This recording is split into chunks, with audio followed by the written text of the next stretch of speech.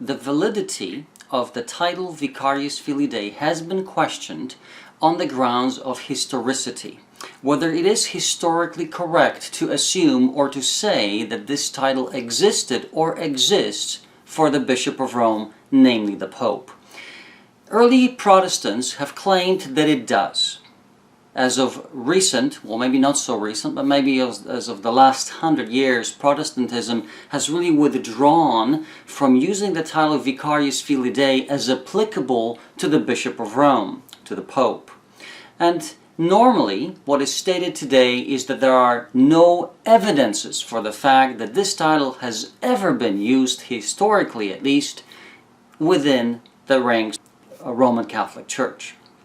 Therefore today, what I want to do, I want to present certain evidences, certain documents that I believe clearly state that this title has been used in the past by the popes as an official title for the Bishop of Rome.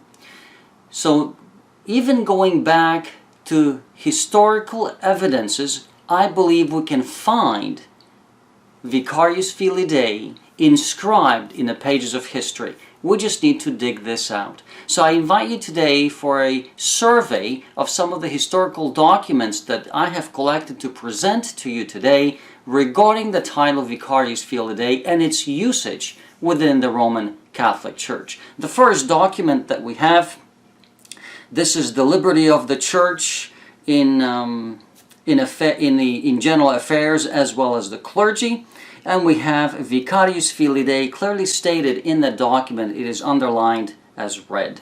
Here we have an evidence of an official document and stating in that document that Vicarivs Filii Dei is the title being used by the papacy. The next document that we have is found in Our Sunday Visitor. It was printed on April 18th, 1915, and there's one section that I want to read for you.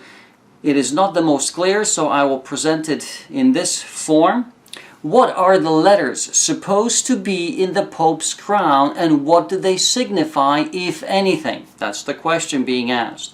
The answer provided in Our Visitor on Sunday is this. The letters inscribed in the Pope's mitre are these: Vicarivs Filii Dei, which is the Latin for the Vicar of the Son of God. Catholics hold that the Church, which is the visible society, must have a visible head. Hence the Bishop of Rome, as the head of the Church, was given the title the Vicar of Christ.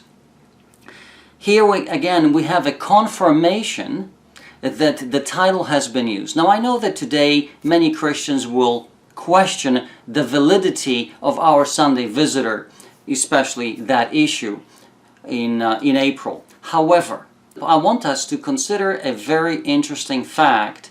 The Roman Catholic Church, through the Dark Ages, has been burning books, has been burning documents that are not profitable for them to have, or they are not profitable for the public to view. Therefore, the Roman Catholic Church really has no issue with changing history or changing perception of things, of how things are. And so here what I believe is happening, people say that this article does not exist. And yes, it is true, it is hard to find. However, we do have pictures taken of that article before it's fully destroyed. So we have evidences in spite of the fact, in spite of the Roman Catholic Church's efforts to destroy the evidence of what they have stated. Now this is really important because it is their own admission in those documents, in that Sunday Visitor, that this title has been used by the papacy. Another document is by Dr. Johann Questen. Johann Questen was a professor of ancient history and Christian archaeology in the University of America. He is a Catholic, he's a Roman Catholic, and he states this, and he writes this with his own hand. He says, the title Vicarivs Filii Dei, as well as the title Vicarius Christi, is very common as the title for the Pope. Now he signs this with his own hand, and he also has it notarized in the court on March 10th, 1943, just 5 days after he wrote that message on March the 5th. Now here, this is not just anyone speaking. We're talking about a theologian in the Roman Catholic Church who expresses that this title is commonly used for the Pope. Now I wonder, why would he say that this title is commonly used? And I wonder if it is not because of a certain document that has been printed for many, many years, over 530 years in the Roman Catholic Church. And here's the document. The totality or the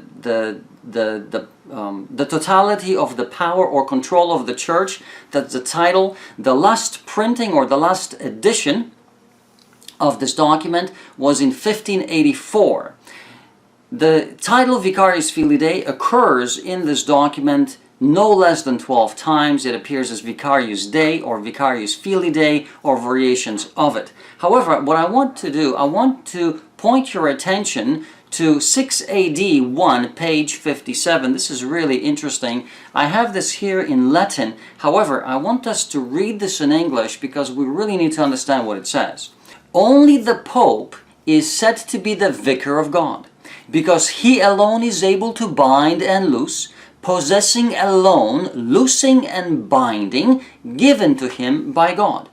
The decision of the Pope and the decision of God constitute one decision, just as the decision of the Pope and his disciples are the same. Since, therefore, an appeal is always taken from an inferior judge to a superior, as no one is greater than himself, so no appeal holds when made from the Pope to God, because there is one consistory of the Pope himself and of God himself, of which consistory the Pope himself is the key bearer and the doorkeeper. Therefore, no one can appeal from the Pope to God, as no one can enter into the consistory of God without the mediation of the Pope, who is the key bearer and the doorkeeper of the consistory of eternal life. And as no one can appeal to himself, so no one can appeal from the Pope to God, because there is one decision and one court of God and the Pope. Brothers and sisters, this is blasphemy. What we are reading is an explanation by the Roman Catholic Church why that title is really the most fitted for the Pope. He is in place of God himself on earth. However, in that line of thinking, I will present two other quotes, and this is just a sample of the multitude of statements alike. Here is Pope Innocent III, "For the Pope holdeth place on earth, not simply of a man, but of the true God." Do I need to say anything further? Brothers and sisters, this is blasphemy upon blasphemies. However, one more quote in the same line of thinking. The Pope is not only the representative of Jesus Christ, but he is Jesus Christ hidden under a veil of flesh. I have no words to describe how horrible this statement is, how blasphemous that is, and it's right in the face of our God and Savior. Roman Catholic Church clearly sees the Pope as the Vicar of Christ. It does not matter how else we want to present it.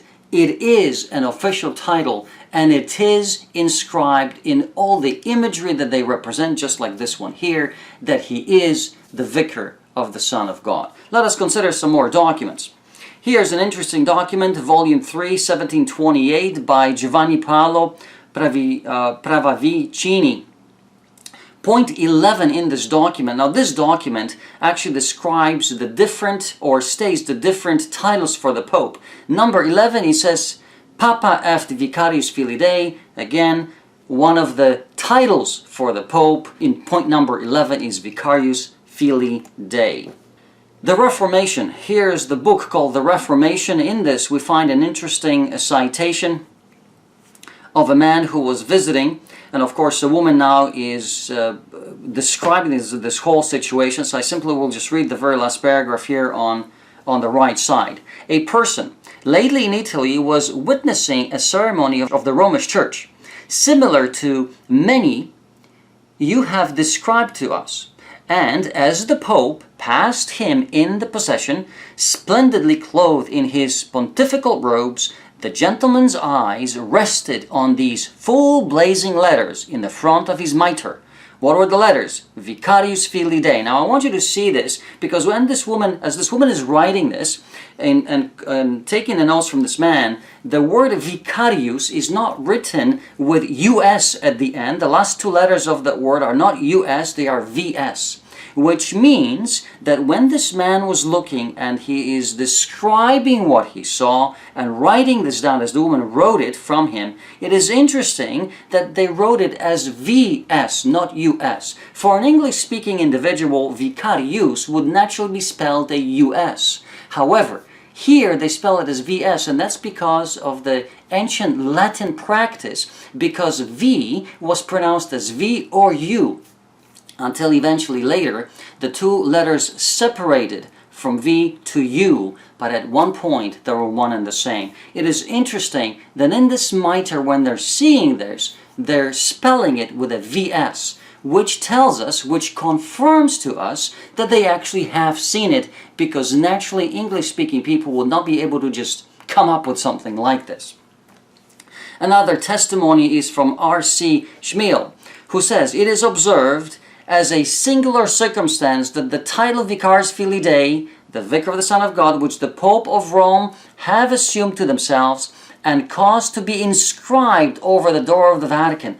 Now here is a testimony of a man who sees the door of the Vatican, and on top of that door is the inscription Vicarivs Filii Dei. Robert Fleming, interestingly enough, in his book writes the very same thing. An extraordinary disclosure on the rise and fall of the papacy. It was published in London 1701, 1703, and 1929.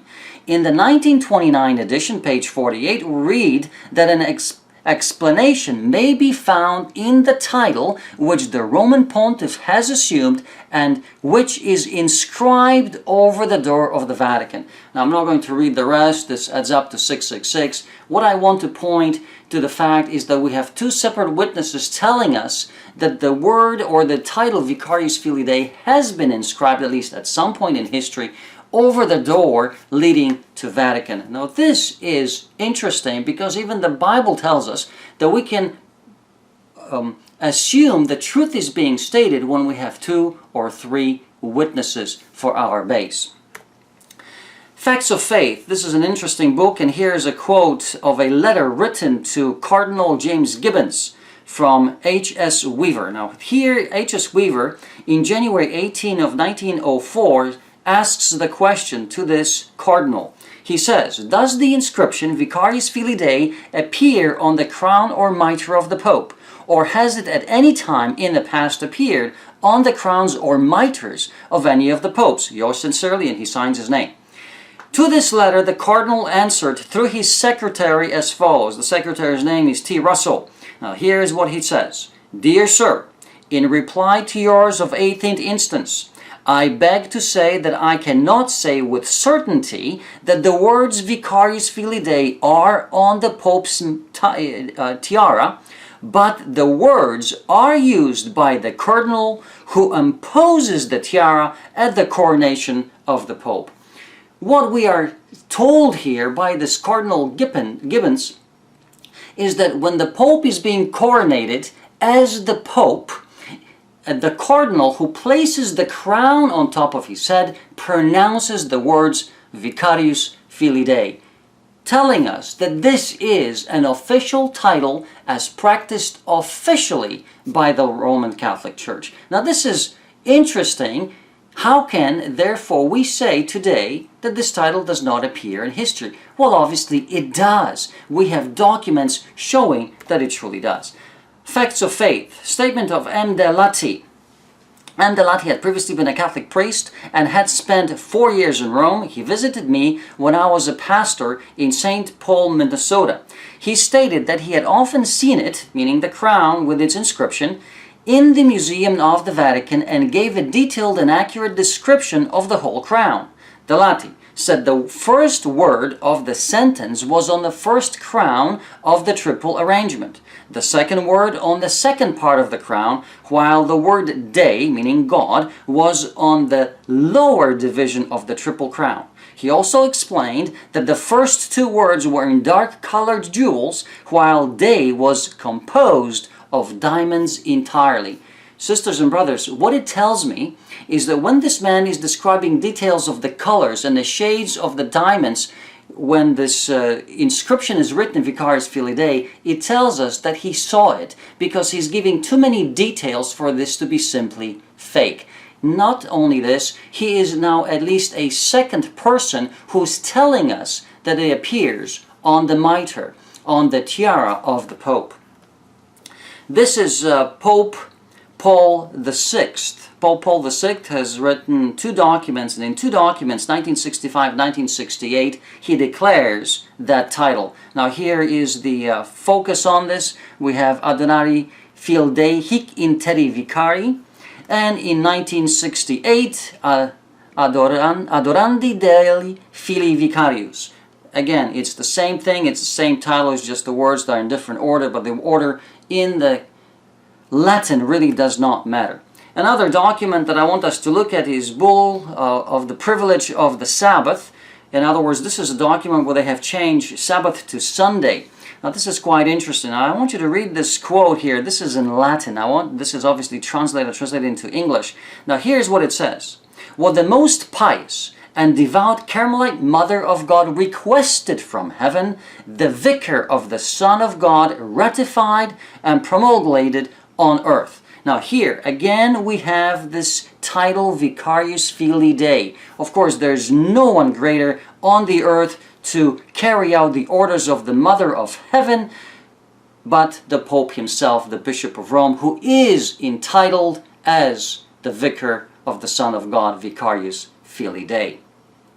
In that same document, on page 234, we find the very same title again, Vicarivs Filii Dei. Of course, it says the Mother, Mater Dei, which means the Mother of God. Whatever she requests in heaven, Vicarivs Filii Dei, rectified in earth. In another document, printed in 1581, this is the totality of the sacred theology. We have on page 401, again, Petrus in terris Vicarivs Filii Dei, which means Peter on earth, Vicar of the Son of God. In the same document on page 403, now it's a reference to the Pope himself. We have Papa fit Vicarivs Filii Dei. So the reference on page 401 was to Peter. In 403 here, it is referencing the Pope himself. So historically, it was applied to Peter and then to popes consequently after Peter. Pius II, on April 26th, 1463, we have the same title again. I'll just give you the zoom on this, and it says Christi Vicarius, which means Christ's Vicar. Now that's the title inscribed. Here's an interesting statement. This was a meeting in New York in the Vatican Council, and here's the cardinal who speaks to his bishop. And he says, I'll just quote from the sentence, "When the civil power became Christian faith and obedience retained from them, casting so much as a shadow of human sovereignty over the Vicar of the Son of God, they who attempt it now will do it at their peril." All I'm quoting this for is for the fact that this expression, the Vicar of the Son of God, has been used referencing the Pope in New York in the Vatican Council. Here's a picture of an encyclopedia. This is written in French. This encyclopedia rests in Paris. And here, where the arrow is marked, we have the title Vicarivs Filii Dei, once again printed as bold, black and white, that it is the official title for the Pope. And the last document I want to present is by Pope Leo IX. On line number 5, he says, Petrus in terris Vicarivs Filii Dei. Again, Peter on earth, the Vicar of the Son of God, and of course referring to the office that he himself holds.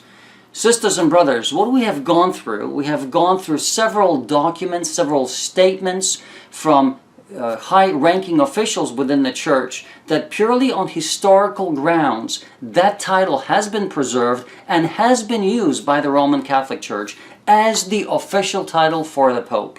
According to one professor, the Catholic professor that we have read from Washington, D.C., it is a commonly used title for the Pope. It is not just once in a while, once in a lifetime, it is commonly used.